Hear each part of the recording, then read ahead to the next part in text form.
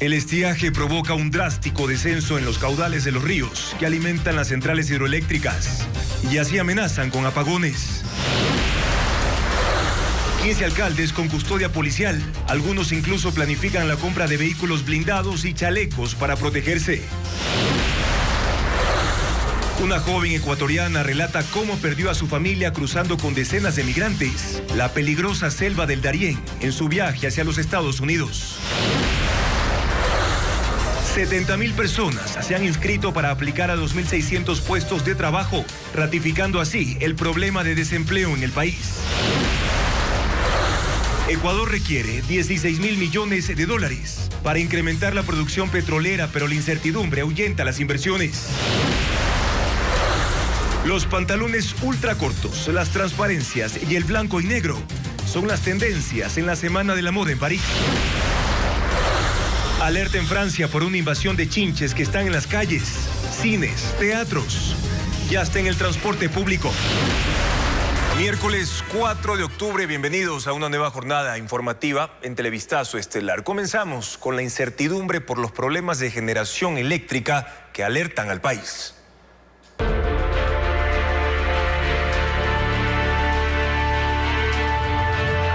Estiaje, apagones al acecho.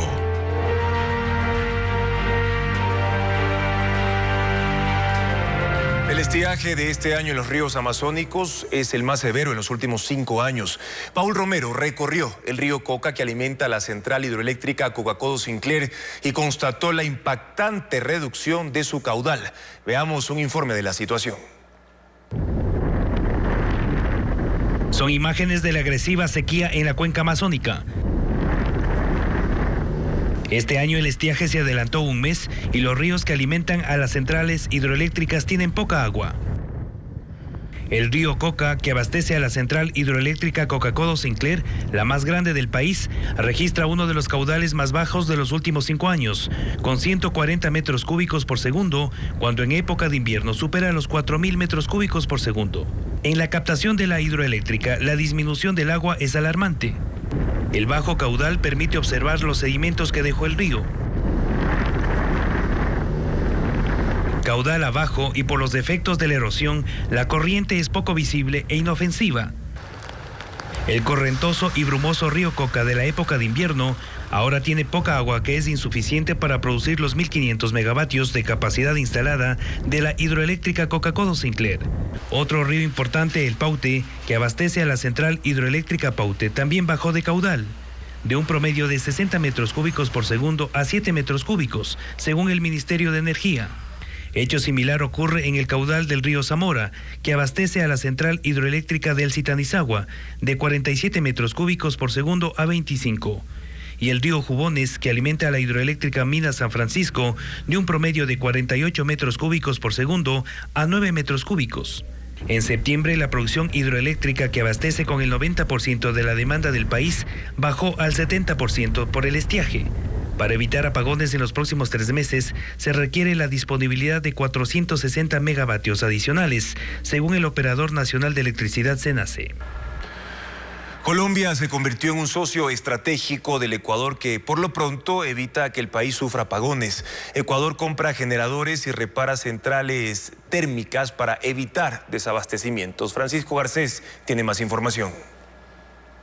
El Ecuador tiene un día para actuar y evitar posibles apagones. El reto es que este jueves se recupere la mayor parte de la capacidad de producción de la central hidroeléctrica Sopladora, que tiene uno de sus generadores dañados y uno más en mantenimiento, y que por lo pronto entrega algo más de 100 megavatios. La planta puede generar más de 400 megavatios, pero la intención es que provisionalmente entregue alrededor de 300. Para cubrir la demanda nacional se requieren más de 400 megavatios que por lo pronto son suplidos con energía enviada desde Colombia.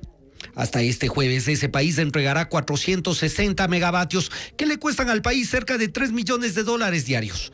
Esa electricidad permite un pequeño margen de maniobra, pero ese país dejará de entregar esa cantidad de electricidad por un plan de mantenimiento de su red eléctrica y bajará su suministro alrededor de 180 megavatios. Con eso estaríamos más o menos al tope, al filo de la navaja, ¿no? Porque la demanda ha aumentado. Que el Ecuador sufra apagones en los próximos días es incierto. Dependerá de si el gobierno cumple sus planes y si además de eso no hay daños u otros imprevistos en el sistema. En los próximos 30, 45 días también ya podamos dar esa buena noticia al país de que se ha contratado temporalmente por 6 meses la importación de gas natural que permitan 130 megavatios de Termogas Machala operar 7 días por 24 horas. La primera alerta sobre posibles problemas de suministro eléctrico la recibió el gobierno del SENACE en diciembre del año pasado. En febrero también se conoció un informe con las posibles medidas a tomar, pero recién en julio el régimen aprobó el plan para enfrentar el estiaje. Las ferias de empleo evidencian el drama de los ecuatorianos por conseguir una plaza de trabajo. En una plataforma ofrecen 2.600 vacantes y ya hay 70.000 inscritos. Escenarios similares se han reflejado en otros eventos. Adriana Bermeo, con la situación que tiene más de 5.6 millones de personas sin trabajo o con labores sin garantías. 70.000 personas buscan 2.600 puestos de trabajo en la Feria Laboral 360 SA, que cuenta con el apoyo del Ministerio de Trabajo. Las áreas para las que se buscan profesionales son atención al cliente, construcción, tecnología, administración y logística, y las postulaciones se reciben en la página web www.ferialaboral360.com. Las ferias de empleo evidencian el drama de quienes buscan trabajo y las cifras lo demuestran. Solo en septiembre se realizaron 2 ferias más. La primera, Reactívate, organizada por Conquito, que se desarrolló de forma presencial. Ofertó 900 plazas y se inscribieron más de 10.000 personas. En la segunda, de la plataforma Multitrabajos, estaban disponibles 5.000 puestos de empleo y se recibieron más de 100.000 postulaciones. Si vemos una economía que no se está moviendo, una economía que tiene problemas de incertidumbre, de inversiones, afectan los temas políticos, no se generan las plazas de trabajo que debiesen ser. En Ecuador, 8.5 millones de personas forman la población económicamente activa. Solo 2.9 millones tienen empleo adecuado y 5.6 millones no poseen trabajo o tienen ocupaciones sin garantías. Parecería que dentro de del INEC hay este trato de mejorar sus estadísticas. Se han levantado algunas dudas a la luz de los últimos resultados que se han presentado, ¿no? Entonces, sí puede ser una imagen de lo que está pasando en el mercado laboral, pero parecería que el problema es aún más grande. Según el INEC, que mensualmente realiza encuestas en 9.100 hogares, los más afectados por el desempleo son las mujeres por discriminación y los jóvenes por la falta de experiencia. 3 meses antes del asesinato del ex candidato presidencial Fernando Villavicencio, el oficial de policía responsable de su seguridad pidió refuerzos, armas largas y vehículos para proteger su vida. Los requerimientos no fueron atendidos por el mando policial, como informa Paul Romero. El 18 de mayo de este año, 3 meses antes del asesinato del ex candidato presidencial Fernando Villavicencio, el capitán Cristian Ceballos, el responsable de su seguridad, solicitó agentes de refuerzo, vehículos y armas de largo alcance ante el incremento de amenazas y posibles atentados. Fusil de alto calibre 5.56 o similar, siendo conocedores de la situación actual que vive el país y debido al alto índice de riesgo del dignatario, 94%. ¿Saben qué pasó? Al siguiente día de la muerte del señor Fernando Villavicencio, le dispusieron al capitán Ceballos que vaya a retirar las armas largas. ¿Para qué? Para que vaya a dar seguridad en la tumba. El abogado del oficial presentó los informes remitidos a la Dirección de Seguridad y Protección de la Policía Nacional, más de 50 documentos certificados, en donde constan los requerimientos planteados. Los primeros días de agosto, antes del asesinato, el capitán Ceballos insistió en la solicitud y además pidió unidades tácticas, operativas, de inteligencia, para que asistan a todos los lugares a donde viajaba Villavicencio por la campaña electoral. Toda esta información fue entregada por el oficial a la Fiscalía hace 15 días, cuando fue convocado para ampliar su versión. El 9 de septiembre, Cristian Zurita, quien reemplazó a Villavicencio en la papeleta, reveló que el mando policial conoció sobre un plan para atentar contra su vida. Ahora Ceballos es investigado por la Dirección de Asuntos Internos de la Policía, que le abrió 2 expedientes, que no tienen relación al tema de la seguridad del ex candidato presidencial. Según su abogado, le investigan por la información que publicó Villavicencio durante la campaña respecto a que la candidata del correísmo, Luisa González, no habría nacido en Manabí, sino en Chimbacalle, en Quito. Los consejeros de Participación Ciudadana toman partido en las denuncias de boicot del concurso de designación del Contralor. Convocaron a los miembros de la Comisión de Selección y a su secretario removido para que expliquen lo ocurrido tras la rendición de la prueba escrita de los postulantes a esa función. El reporte con Fabiola Santana. El concurso para elegir al Contralor continúa pese a las acusaciones de injerencias e intentos de sabotaje. El Consejo de Participación Ciudadana se reunió este miércoles y cambió el orden del día para tratar la polémica en torno a la publicación de las notas del examen escrito que rindieron los postulantes el sábado. Hubo unanimidad para aprobar la moción de convocar al Pleno a los encargados del concurso de designación. Fueron llamados los 10 miembros de la Comisión Ciudadana de Selección, su secretario removido y los veedores. La mayoría correísta apunta a cuestionar el trabajo de la comisión. De hacer explícitos los resultados de las pruebas escritas un día que no correspondía, toda vez que según el reglamento, artículo 46, habla de término, lo que significa días hábiles, y el presidente Chalco anunció las notas un día domingo. La minoría cuestiona al secretario Francisco Toral, afín a Allen Berbera, que según los comisionados pidió anular los exámenes por un supuesto apagón negado por los miembros de la comisión de selección. Entiendo que se les cortó la luz, ahí no tengo absolutamente nada que ver, se les cortó el internet, ahí no tengo absolutamente nada que ver. Pero sí me llama la atención que no se le preste las facilidades como Consejo de Participación Ciudadana y Control Social a los comisionados. Mientras las cosas no cambien, la nota más alta la tiene Javier Torres Maldonado con 87,5 puntos, seguido de Cristian León con 85 puntos y Alejandra Vivanco con 82,5 puntos. Este miércoles se presentan pedidos de recalificación de méritos y del examen escrito. Una de las solicitudes fue del segundo mejor puntuado, con lo que el proceso está en su recta final. Momentos inéditos atraviesa la política estadounidense. Andrea Báez está con nosotros para contarnos lo que sucede. Andrea. Así es, Juan Carlos, el Congreso estadounidense trata de salir de su empantanamiento tras la destitución del presidente de la Cámara de Representantes, Kevin McCarthy. Los republicanos intentarán mantener el control de la Cámara y el ala más radical ha llegado a proponer que el expresidente Donald Trump sea nominado. Reporta Pedro Jiménez. La política estadounidense atraviesa momentos inéditos en su historia, con Donald Trump como el primer expresidente enjuiciado por varios cargos criminales, Kevin McCarthy como el primer presidente del Congreso en ser destituido con una moción de censura, y ahora un panorama incierto para lograr que la Cámara de Representantes vuelva a funcionar de manera estable, pues ninguno de los posibles candidatos del mayoritario Partido Republicano tiene los votos asegurados ni siquiera en esa misma tienda política. De ahí que las propuestas para destrabar a la Cámara tampoco tengan precedentes. Los demócratas plantean que un congresista de su partido pueda asumir con el apoyo de los republicanos que destituyeron a McCarthy. Pero ese mismo grupo de republicanos ha llegado a proponer a Donald Trump, pues la Constitución estadounidense no obliga a que quien presida la Cámara deba necesariamente ser un congresista. Donald Trump, que asiste por tercer día a las audiencias por el juicio en su contra por fraude en Nueva York, ha dicho que por ahora está enfocado en su campaña por la presidencia, que podría ayudar al partido en este proceso, aunque destacó que hay gente valiosa entre los republicanos para liderar la Cámara. La administración Biden urge a los congresistas a superar esta crisis política, a enfocarse en los problemas del país y en dar una salida definitiva a la falta de un presupuesto que evite el cierre parcial del gobierno.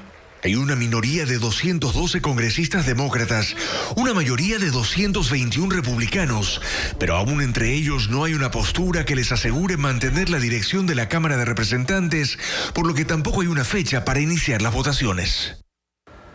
Alerta en Francia por una plaga de chinches a menos de 10 meses de los Juegos Olímpicos. La situación más crítica está en París, donde residentes han denunciado que estos insectos están en los asientos de espacios públicos como cines y teatros.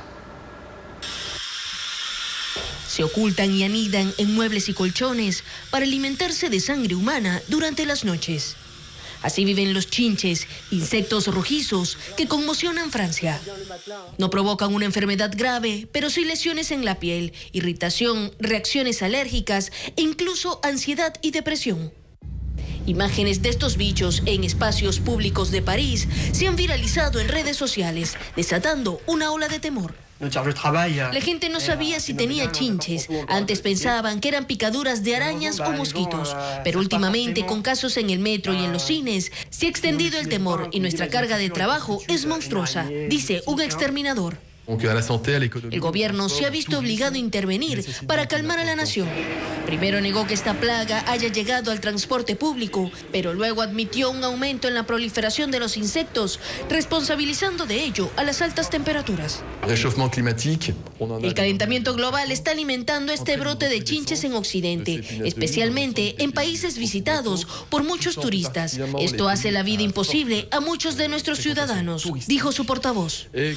Según cifras del gobierno, 1 de cada 10 franceses sufrió una invasión de chinches entre 2017 y 2022. Pero la alerta actual se da por el aumento de casos a menos de 10 meses de los Juegos Olímpicos de París. Hacemos una primera pausa comercial, pero más adelante un plan en Nueva York entrena a migrantes extranjeros que piden asilo para incluirlos en la industria de alimentos. Y también carreras ilegales en el terreno de la refinería del Pacífico. ¿Qué dice la policía? La respuesta al volver.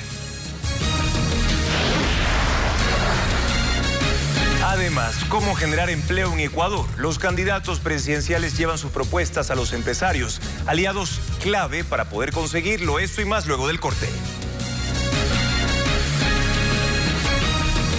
El terreno en el que se iba a construir la refinería del Pacífico durante el correísmo en la provincia de Manabí ahora sirve para realizar los denominados piques o carreras ilegales. La policía confirmó que hace 11 días se llevó a cabo el último encuentro en ese espacio. Diego Puente con el tema.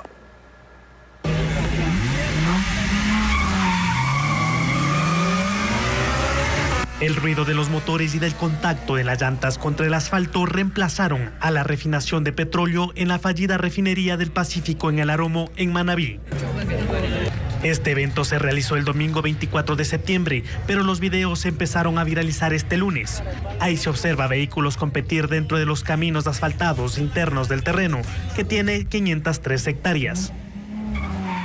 También se evidencia público e incluso el uso de drones para grabar las carreras. Todo esto se hizo sin los permisos de la empresa liquidadora de la refinería, que está a cargo de los predios. No hemos recibido ninguna solicitud formal de los organizadores, que no conozco en detalle quiénes son, ni tampoco del municipio de Manta, ni de otra institución. La policía confirmó que estuvieron cerca de 500 personas y que había vehículos adaptados para carreras. Desde la empresa liquidadora indicaron que desde hace un año se cerraron 2 de los 3 accesos vehiculares por motivos de seguridad. Actualmente solo existe un paso que está resguardado por la policía después de haber firmado un convenio. A cambio de la vigilancia, los uniformados utilizan las instalaciones del campamento de lo que iba a ser la refinería Eloy Alfaro como escuela de formación. En el 2019, la policía detectó que en estos terrenos se estableció una pista clandestina desde donde operaban narcoavionetas. Incluso existía un sistema de iluminación para despegar en la noche. Cerca del 50% de quienes rindieron la prueba para estudiar en los institutos técnicos y universidades con proceso asistido no alcanzarían cupo. La CENESID aclara los motivos y asegura que las plazas a escala nacional han aumentado desde el año 2021. Fueron 110.777 personas las que rindieron la prueba para buscar un cupo en los 55 institutos técnicos y las 5 universidades que aún tienen un proceso asistido de admisión con la CENESID. Desde este jueves hasta el sábado serán las postulaciones. Sin embargo, no todos podrán ingresar, pues 110.000 hicieron el examen, pero solo hay 47.347 plazas. Desde la CENESID aseguran que esta brecha no es un reflejo de la realidad nacional, sino que este caso se da por la demanda a una universidad en específico. De ahí que ven como positivo que cada centro de educación superior se encargue de sus admisiones. Si no hay una oportunidad en tan solo estas 5 universidades, pues regresen a ver a todo el abanico que existe. Además, señala que hay personas que no postularán porque también aplicaron a otras instituciones superiores. En el ámbito nacional sigue existiendo brecha, pero es menor. Según la CENESID, hay un promedio de 160.000 postulantes frente a los 140 145.818 cupos de las universidades públicas y escuelas politécnicas. Menos del 10% se quedaría por fuera. La CENESID afirma que desde el 2021 a la fecha, el incremento de cupos a las universidades es del 66% y el hecho de que cada institución superior continúe su propio proceso de admisión e incentive a postular por carreras no tradicionales seguirá cortando la brecha, pues aún al día de hoy medicina sigue siendo la carrera con más demanda del país. En Nueva York, solicitantes de asilo recién llegados son entrenados para ocupar vacantes en la industria de alimentos mediante un plan de la gobernadora Katie Hochul. La cadena Telemundo tiene el informe. Inmigrantes recién llegados al país que ya cuentan con un permiso de trabajo están siendo entrenados para conseguir un empleo en la industria de comida. Sabi es un ejemplo de ello y lleva casi 4 meses en el país. Más que todo, estoy cumpliendo mi sueño. Ahora sí creo realmente en el sueño americano. La gobernadora Kathy Hochul anunció un plan para proveer unos 18,000 empleos a los migrantes en busca de asilo. They came to work. So let's put them to work. Dice que son personas que llegan en busca de trabajo y hay que ponerlos a trabajar, resolviendo así 2 problemas: el de empleadores en busca de trabajadores y empleos para los migrantes para que así puedan salir del sistema de albergues. El enfoque de la gobernadora por ahora son los venezolanos que pueden obtener permisos de trabajo bajo el estatus de protección temporal o TPS que les brinda el gobierno federal. Pero dijo que el beneficio de obtener un permiso de trabajo debe de ser extendido a otros migrantes. Lo más importante es que ellos me van a ayudar en buscar un buen trabajo que me va a beneficiar a mí y a mi familia. Es muy importante para la ciudad de Nueva York para apoyar a estos inmigrantes y también para aumentar la cultura de la ciudad. Mientras tanto, en la cocina de Hot Bread Kitchen en Chelsea, siguen adiestrando a los que ya pueden incorporarse a la fuerza laboral. El humo de los incendios forestales en el norte de la bahía de Hudson, en Canadá, llegaron a Florida, deteriorando la calidad del aire en el centro y sur de este estado. Los expertos han recomendado que personas con enfermedades cardíacas o pulmonares, adultos mayores, niños y adolescentes eviten actividades extenuantes al aire libre y usen mascarillas en las calles. Se espera que las condiciones ambientales mejoren al final de este día. Drones e inteligencia artificial son utilizados para monitorear plagas y hongos en plantaciones de 9 provincias. Merlin Ochoa informa que cada dispositivo puede recorrer 30 hectáreas por hora. Uno de los 13 drones que tiene la Agencia de Regulación y Control Fitosanitario Agrocalidad sobrevoló Juján en Guayas. Estos artefactos y la inteligencia artificial son usados para vigilar los cultivos, especialmente de banano, plátano y orito. Monitorean el Fusarium raza 4, una plaga que marchita las plantas y que no está presente en Ecuador.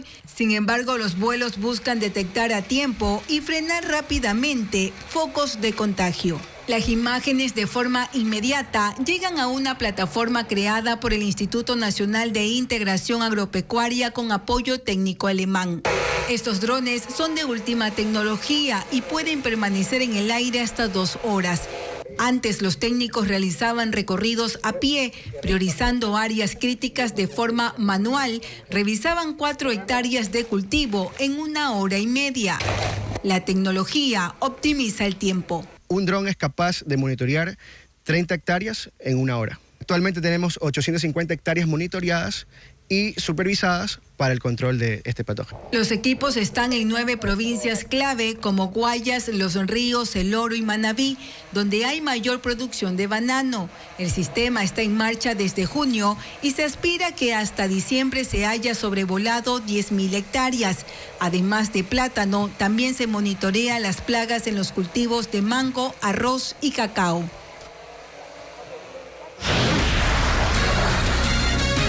¿Habrá o no apagones en Ecuador? Al volver, desmenuzamos el plan del gobierno con el que pretende evitarlo. Sigan en sintonía de Coavisa.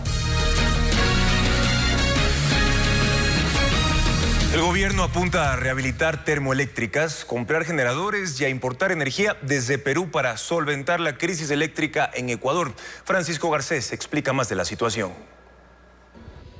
El Ecuador inició el 2023 con la necesidad de aumentar su capacidad de generación eléctrica en alrededor de 460 megavatios para poder sortear sin problemas el estiaje y evitar apagones. La energía requerida es provista por Colombia, pero cuando ese país reduce sus envíos queda en evidencia la vulnerabilidad de la generación de energía del Ecuador. Eso sucedió entre lunes y martes, cuando Colombia bajó su exportación a 180 megavatios y se produjeron cortes de electricidad. Tras el inconveniente, ese país estabilizó sus envíos y dio un respiro al gobierno. Creemos que el suministro de Colombia está asegurado octubre y noviembre sin ningún problema. Ellos también dependen de la hidrología, pero nos han dicho que hasta noviembre no hay problema. Para evitar apagones, el régimen trata de recuperar la capacidad de generación térmica.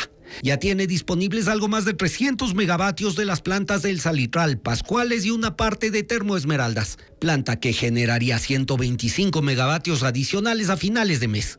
Pero estos esfuerzos aún dejan un déficit. Adicionalmente, SELEC ha iniciado el día de ayer en coordinación con el SENACE una gestión para establecer la disponibilidad de energía con Perú que pudiera permitir la importación de 45-50 megavatios. Pero aún así el Ecuador seguirá siendo dependiente de una parte de la energía colombiana. Por eso se le compró a Corea 32 generadores a diésel a través de Termo Pichincha. Fue por $66 millones y los primeros motores arribarían a finales de este año. Cuando todos estén operativos el próximo año, sumarían 52 megavatios de generación. La demanda de electricidad aumenta entre el 12 y el 14% anuales y por eso el próximo año el problema podría repetirse.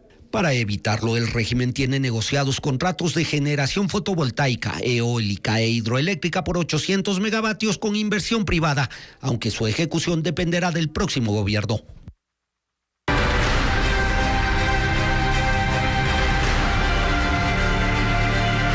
Petróleo, una era en declive. El 18º encuentro de energía, gas y petróleo se llevó a cabo en Quito. Este año, los empresarios se refirieron al escenario de incertidumbre que representa Ecuador en el campo de hidrocarburos. Adriana Bermeo estuvo en el evento. Este miércoles se realizó el Encuentro Anual de Energía, Gas y Petróleo 2023. Es la 18ª edición del foro que reúne 20 empresas petroleras e instituciones públicas y privadas. El tema de este año fue el análisis del proceso de transición energética, pero también evidenció la situación del sector. Esta vez el encuentro se desarrolló en un espacio más pequeño a los acostumbrados. En el 2022, el foro se llevó a cabo en un hotel del norte de la capital. Entre los expertos y asistentes, la convocatoria tuvo menos acogida. Es el reflejo de la incertidumbre que se vive en el sector energético por la próxima suspensión de operaciones en el bloque 33 del campo ITT, del que se extraen 54,000 barriles diarios. Además, por el escenario político. Con respecto a la producción petrolera, este año ha estado marcado por la disminución de barriles. En el primer trimestre del 2023 se registró la producción diaria más baja desde el 2003. La producción de Ecuador está estancada en alrededor de 490,000 barriles por día. En el discurso inaugural, el ministro de Energía, Fernando Santos, hizo un llamado a la inversión de la empresa privada. Los recursos sobran, pero el dinero es escaso en el país. Y la tecnología también como parte del tercer mundo es escasa. ¿Cuál es el catalizador? ¿Cuál es el elemento que necesitamos? El sector privado. Pero los empresarios señalaron que necesitan certezas con respecto a contratos e inversiones y que las políticas se mantengan hasta que concluyan los proyectos. No hay una visión clara en el país. Creo que estamos en una situación muy compleja, cada el mundo tirando agua para su molino, el país inmovilizado. En este encuentro se habla sobre las perspectivas, proyectos, tecnología e inversiones en materia de hidrocarburos. Y precisamente la industria petrolera ecuatoriana continúa enfrentando la baja en la producción. Registra un aproximado de 377,000 barriles diarios y afronta graves problemas de infraestructura y también inversiones. Hernán Higuera con más cifras. Duplicar la producción petrolera es otra vez una oferta electoral. La candidata Luisa González durante su exposición del fin de semana lo dijo. Fortalecer lo que es la producción petrolera, la vamos a aumentar. Actualmente está en los índices más bajos de los últimos 20 años. Pero ¿de dónde sacar más petróleo? ¿Cómo sacarlos y a qué costo? Ecuador tiene reservas probadas de 8.300 millones de barriles que podría sacarlos en los próximos 47 años, pero para mejorar la producción se requiere, según los expertos, inversiones de 16.000 millones de dólares, que el Estado ecuatoriano no los tiene. No es imposible, pero es complejo. Y lógicamente lo importante sería que los candidatos a la presidencia en sus planes de gobierno tengan establecida la hoja de ruta. Es decir, algo muy complejo que tiene el país es cómo vamos a reemplazar esos 58.000 barriles que vamos a retirar del ITT, en qué otro campo lo vamos a desarrollar y bajo qué modelo. Lo que sí hay es una infraestructura de 52 años de uso. Y pese a que en los últimos 15 años se han hecho inversiones por 65.000 millones de dólares, la producción sigue estancada en un promedio del 500.000 de barriles diarios. La inversión va donde le da seguridad jurídica, le da escenarios, no pueden ser los más óptimos y sobre todo donde hay potencial. Petroecuador produce 369.000 barriles en los 22 campos que opera y las empresas privadas 90.000 barriles. La licitación de los campos maduros o de mayor producción quedó en anuncio. Le tocará al próximo gobierno ejecutarla. El país tiene 43 campos petroleros y de ellos 22 son operados por Petroecuador. Tiene los campos maduros Auca, Sacha, Apaica y Xuxufindi en Orellana y Sucumbíos. También está el ITT en proceso de apagado por los resultados de la consulta popular. Pero hay otros problemas. Los permisos ambientales que estancan cualquier intento por mejorar la producción y las demandas de las comunidades cercanas a la actividad petrolera, sin dejar de lado la corrupción. Si la baja en la producción petrolera se mantiene, Ecuador incluso podría salir de la lista de países petroleros de la OPEP. Con este panorama, entonces, la oferta electoral de mejorar la producción no puede quedarse sin explicación del cómo lo harían.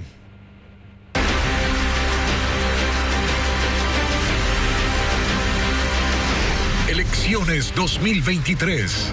Camino a Carondelet.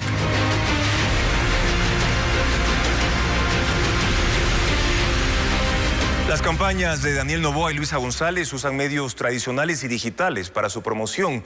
¿Cuáles son las opciones por las que se han inclinado los candidatos? Patricio Díaz muestra la tendencia que cada uno ha tomado para promocionarse.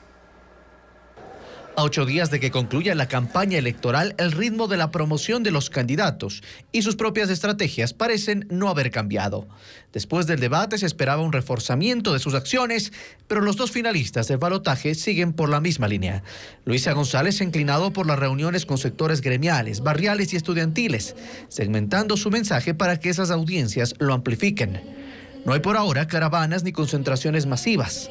Esta semana ha visitado Quito, Guayaquil y Santa Elena. Mientras Daniel Noboa sí mantiene concentraciones y caravanas en los diferentes lugares que visita, lo cual complementa con reuniones y conversatorios con estudiantes y gremios. El candidato se ha desplazado por Guayaquil, Quito, Manabí, Los Ríos y Cotopaxi. Ambos han incluido en sus agendas actividades con jóvenes. En cuanto a promoción en medios tradicionales, según la información del Consejo Electoral, Luisa González se ha inclinado por las vallas. De lo que ha invertido hasta hoy, el 68.44% lo ha destinado a ese medio, mucho menos a radio y televisión. Mientras Daniel Noboa se ha decidido por la televisión. El 73.94% de su inversión en lo que va de campaña la ha dirigido a ese medio. El rubro es mucho menor para radio y aún menos para vallas. Esta promoción la paga el Estado y corre desde el 24 de septiembre que empezó la campaña. En la inversión digital, solo Meta, a la que pertenecen Facebook e Instagram, tiene datos del gasto en publicidad. Quien más ha destinado recursos es Daniel Noboa. En los primeros 7 días de campaña, invirtió $94.600 en anuncios, mientras Luisa González invirtió $33.518. Sin embargo, hay otras cuentas que respaldan a ambas candidaturas y que también pagan por publicidad a favor de uno y otro. Así, los postulantes a la presidencia tratan de promocionar sus nombres a 11 días de la elección. Y de hecho, las redes sociales se han convertido ya en herramientas indispensables dentro de una campaña electoral. En esta elección en particular, los dos candidatos han utilizado las plataformas digitales para ampliar el público al que quieren llevar su mensaje y sobre todo para mostrarse más cercanos al elector. Baby, hello. Para Daniel Noboa, las redes han sido su mayor puntal en la campaña política. En la primera vuelta, de hecho, sus mensajes masivos se limitaron casi exclusivamente a eso, a las redes, con escasas excepciones de alguna entrevista concedida a un medio tradicional. Y desde esa primera etapa de la campaña, sus redes preferidas fueron primero TikTok, con sus videos cortos y divertidos. Después Instagram y Facebook, donde los videos cortos también tenían cabida, pero mezclados con otros de carga más proselitista, o que simplemente contaban sus recorridos de campaña. En X, que en ese entonces todavía se llamaba Twitter, sus publicaciones siempre fueron escasas. Nunca hubo contenido creado específicamente para esa red, sino que sus publicaciones eran las mismas que subía en sus otros perfiles. Y eso de preferir una red sobre otra no es casualidad, sino estrategia. Daniel Noboa muestra en sus redes un estilo de no confrontación, casi nunca responde a las críticas, y si lo hace, es a su estilo, con videos como este que no generen polémica. Suele mostrar a su familia en sus redes, o al menos a los que son personajes públicos. Sus hermanos no aparecen, pero sí su padre, su madre y sobre todo su esposa, que cada vez ha ido ganando más protagonismo en los perfiles del candidato. Noboa acostumbra a sumarse a los retos virales de las redes como TikTok e Instagram. Se sumó al de la Barbie, al demostrar sus varias personalidades. Utiliza continuamente audios virales e incluso comparte sus listas de canciones para que la gente las descargue. Usa los recursos que le dan las redes para tratar de alcanzar a más seguidores. En TikTok, por ejemplo, tiene más de 800,000, 3 veces más que su contendora. Pero puedes tener una audiencia muy grande, eso no significa que van a votar por ti. Para la primera vuelta, Noboa priorizaba este tipo de videos cortos, simpáticos, virales. Para la segunda vuelta, estos siguen existiendo, pero los otros, Centro de Desarrollo de Carreras, los de propuestas y planes de campaña, han incrementado su número. Noboa sigue apostando a las redes como su mejor arma a la hora de comunicar. Este es el playlist que escucho cuando estoy relajado en la playa. ¿En la 1? La red preferida de Luisa González, o al menos la que mueve mucho más que las demás, es claramente Twitter, o X como se llama ahora. En ella no solo publica contenido propio, sino que replica publicaciones de terceros, interactúa acerca de noticias de interés nacional, comenta sobre el accionar del gobierno y responde a sus críticos, o como en este caso, a su contendor. Hasta una gileta de llevar la otra candidata. No necesito llevar un gilet. En las otras redes lo que predomina son los videos de sus recorridos o de sus propuestas, o de las reuniones que mantiene en el marco de la campaña. Pero en TikTok, la red más juvenil, también hace videos como este. Y comparte aspectos de su vida privada, muestra fotos de sus hijos o de sus perros o de lo que suele desayunar. La tortilla de maíz nos enseñaron desde chiquito que se tiran el café. De regreso a la red que más usa, es fácil hacer un cálculo de cuál es el usuario que ella retuitea más. Sin lugar a dudas, a este, Rafael Correa. Da igual si son publicaciones importantes o triviales como esta, que muestra a las dos mascotas del expresidente, la candidata las retuitea igual. En X la presencia de Correa sigue dominando, pero ya no tanto en las otras redes, en donde antes todo evocaba al gobierno de la revolución, hasta los hashtags de las publicaciones. Se enamoran. En Instagram y TikTok no suele confrontar nunca ni responder a críticas. En esta segunda vuelta se ha centrado en mostrar lo que hace en el día a día, las entrevistas que otorga, el café que se toma con una amiga o la comida en un centro comercial. E incluso hizo videos acerca de los tatuajes. En los perfiles de Luisa González siguen estando presentes los registros de los recorridos y los discursos con propuestas y planes de gobierno, que eso de las redes se ha convertido en escenario obligatorio a la hora de buscar votantes y tratar de ganar una elección. Después de 2 décadas, finalmente el Cantón Pedernales en Manabí cuenta con un nuevo hospital, pero no al 100% porque su funcionamiento se completará en noviembre. Actualmente los usuarios podrán acceder a los servicios de consulta externa, emergencia y a una parte del área de hospitalización mientras se termina de equiparla por completo. Karen Ceballos estuvo en un recorrido en esa casa de salud. A las 6 de la mañana comenzó la atención en el tan esperado Hospital de Pedernales en Manabí, pero únicamente en el área de emergencias, 8 espacios de consulta externa y el laboratorio clínico. Rocío González madrugó emocionada con sus 2 hijos para atenderse, pero la alegría le duró poco. Recibió una receta para comprar medicinas afuera para la anemia de su niña de 2 años y una orden para que su hijo adolescente sea operado en el Hospital de Bahía de Caracas. ¿Y por qué no aquí?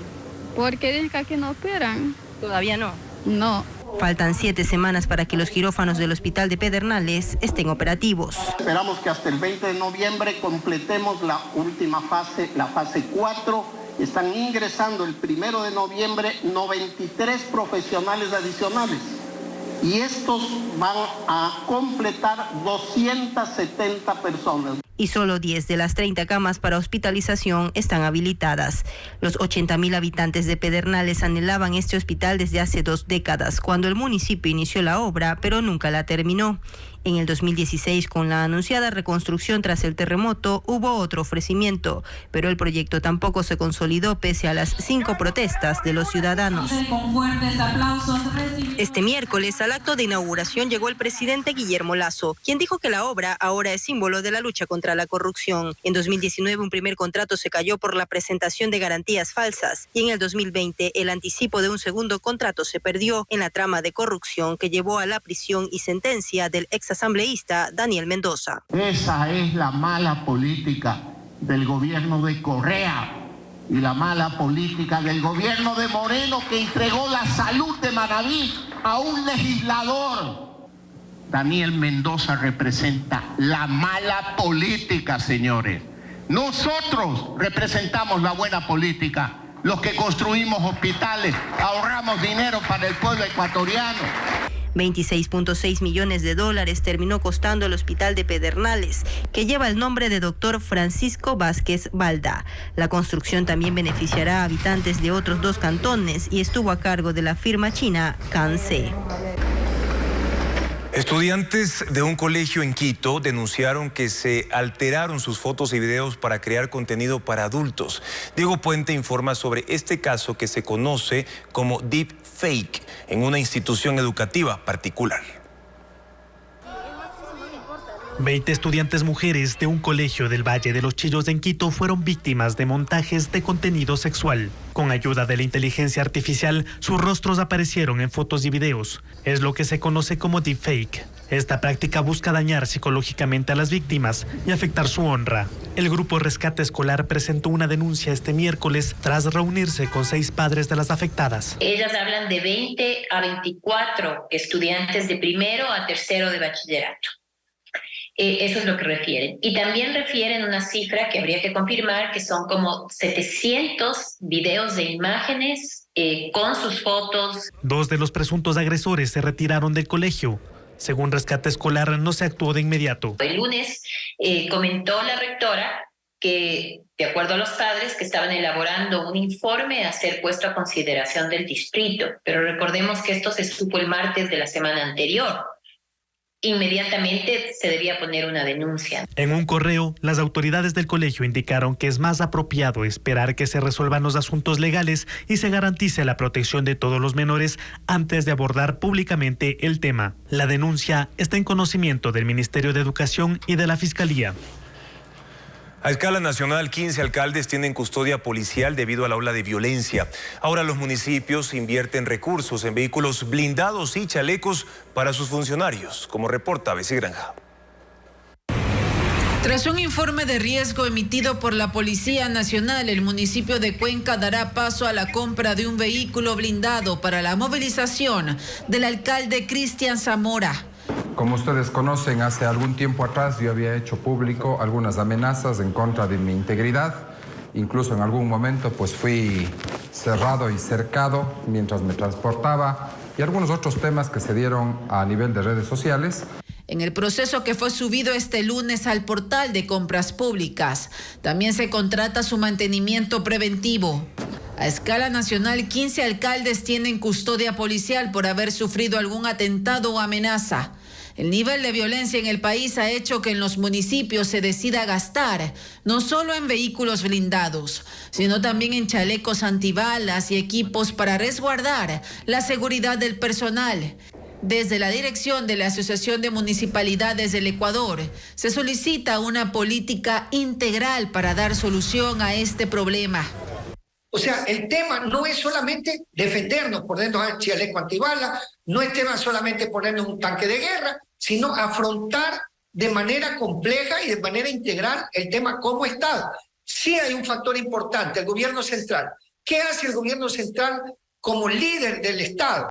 Según el representante del organismo, al menos 30 funcionarios de alcaldías han requerido seguridad por riesgo a atentados.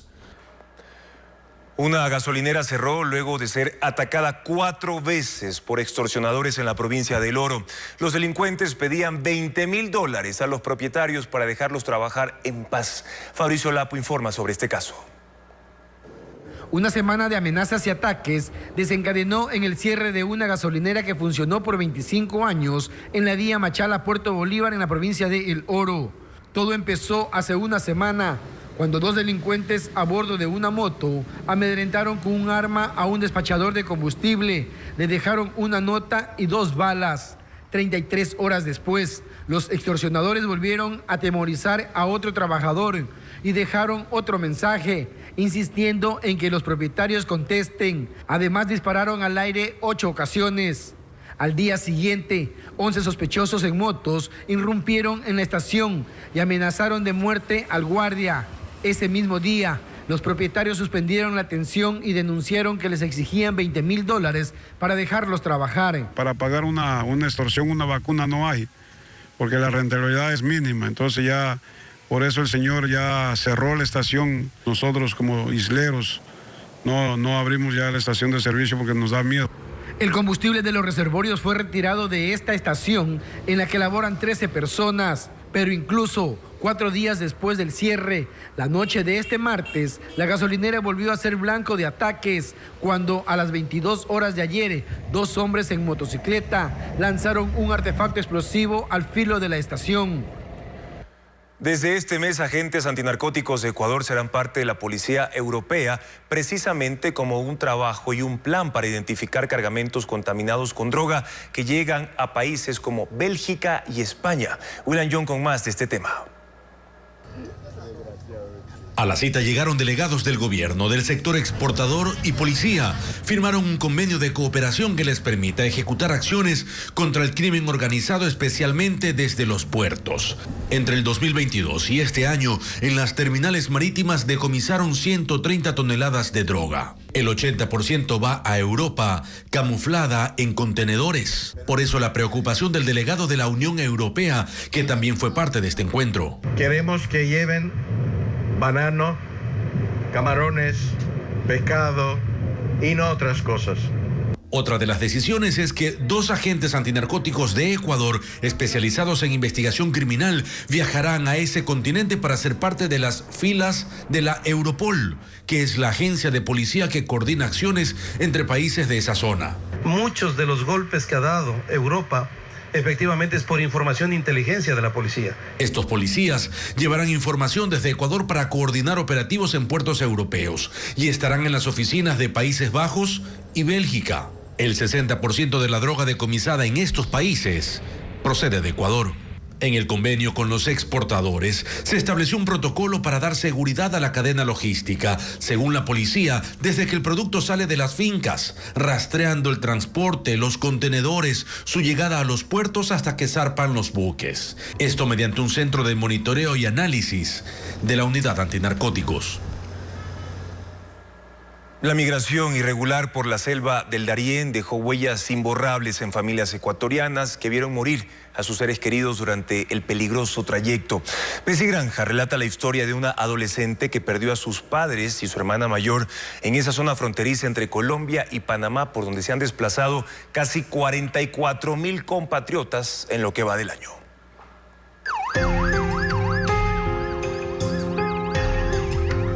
Fue una tragedia que visibilizó los graves efectos del desplazamiento irregular por la selva del Darién. El pasado 15 de febrero, 39 personas murieron en el accidente de un bus que trasladaba migrantes. El chofer nos dijo, agárrense porque nos vamos. Y ya nos hubiéramos caído para la parte, o sea, nos dimos una vuelta. Caímos rodando. Y en ese entonces yo le vi a mi padre desde lejos. No le vi a ni mi mamá, no le vi ni a mi hermana, solo a mi papá que estaba ahí sentado.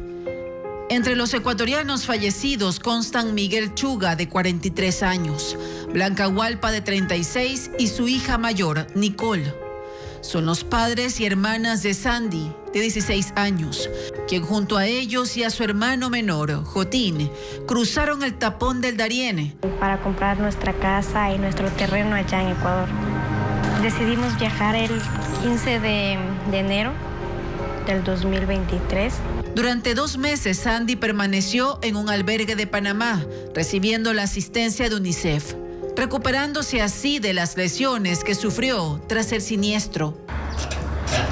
Sandy y su hermano Jotín llegaron en junio pasado a Ecuador. Ahora viven junto a una tía materna, su esposo y 3 primos en el sur de Quito. Para ellos fue bien duro porque nunca pensamos que esto iba a pasar. Ellos se iban hacia allá con sus papás para buscar un mejor futuro. Por esa frontera me dejó una huella de que perdí a mis padres en un accidente por obtener un futuro mejor, pero no lo puedo olvidar por lo que son mis padres y fueron parte de mi vida. Es un infierno. Hay muchas personas fallecidas ahí, cadáveres, niños. No se puede estar ahí. Y entonces, por el famoso sueño americano, no vale arriesgar su vida. Ellas recomiendan no creer en las falsas promesas del tráfico ilegal de personas. La Defensoría Pública presentó a su equipo de 10 psicólogos acreditados como peritos. La institución recibió de enero a agosto de este año más de 14.000 pedidos de asesoría de víctimas de violencia sexual y de género. Por este motivo, requería más especialistas para el peritaje técnico para que los jueces tomen las decisiones en cada caso. 3 de los 10 psicólogos peritos están acreditados en la Corte Interamericana de Derechos Humanos.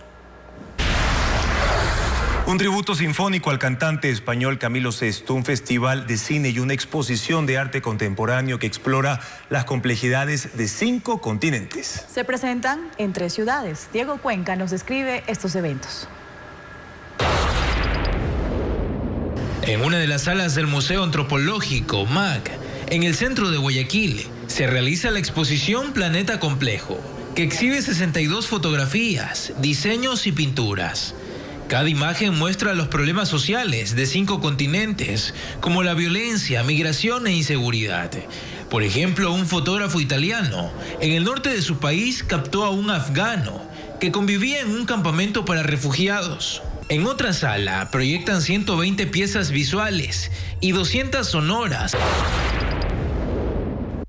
Reconozco que la vida es bella y dura a la vez. La película Al otro lado de la niebla, del cineasta ecuatoriano Sebastián Cordero, inaugurará la 22ª edición del Festival Internacional de Cine Documental, EDOC, el 6 de octubre en el Teatro Capitol. En total, 53 filmes serán proyectados en 40 funciones en varios espacios de la capital, hasta el 15 de octubre.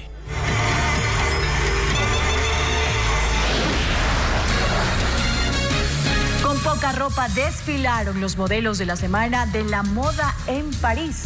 Una tendencia por las altas temperaturas. Esto y más, luego del corte. Esta noche se reportan cortes de energía eléctrica en sectores de Quito. También se informa que no hay luz en algunas zonas de Guayaquil y Chone. Aunque una publicación de la empresa eléctrica, información oficial, indica que es un corte en el país. Cambiamos de tema ahora para contarles que la Semana de la Moda en París, Francia, concluyó. Prendas cortas son tendencia por las altas temperaturas durante este año. Según expertos en la industria, también es un símbolo de la liberación del cuerpo. Veamos. La Semana de la Moda en París mostró las tendencias para el próximo año. El evento se desarrolló del 27 de septiembre al 3 de octubre. El outfit de la mayoría de diseñadores transmitió ligereza.